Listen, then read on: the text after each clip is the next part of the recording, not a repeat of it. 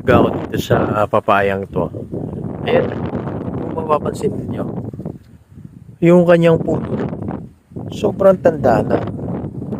Ayan o, malambot na. Ayan o, butas-butas na siya. Napapasok ko yung kamay ko.